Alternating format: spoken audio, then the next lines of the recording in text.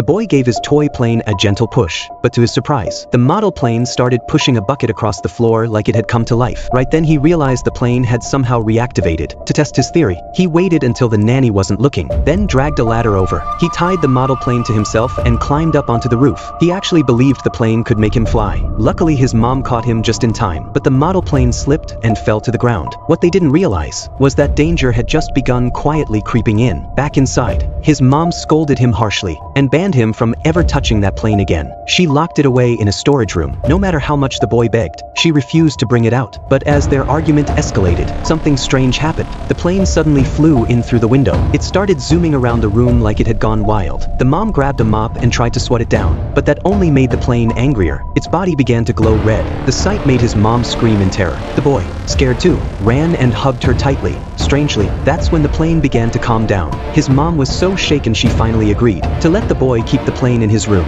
But afterward, she called her friend Mike and told him about what just happened, wanting to uncover the truth. That night while the boy was fast asleep, they quietly took the model plane and began inspecting every detail. But from the outside, there were no buttons or hidden switches. Mike wasn't convinced, so he pulled out a knife and scraped the surface. But the plane's shell was rock solid. Even a sharp blade couldn't leave a mark. Realizing this thing was no ordinary toy, Mike rushed the plane to his lab to study it more closely. But to their shock, scans showed no electronics inside at all. Now they were truly confused. Could this thing be alive? To test it further, they placed the model plane under a hydraulic press and hit the switch. The heavy machine slammed down, but unbelievably, the plane came out completely unharmed. Not a single scratch. Meanwhile, the boy found out the plane had been taken. He snuck into the lab in the middle of the night. While Mike was distracted on a call, the boy quietly grabbed the plane and hid behind a cabinet. He planned to slip out when no one was looking, but as soon as Mike noticed the plane was missing, he saw someone hiding behind the shelves. Realizing it was the boy, he started walking over, but at that moment, the cabinet suddenly shook violently and toppled over onto him. The boy took his chance and bolted. Mike triggered the alarm, and the whole facility went on lockdown. But luckily,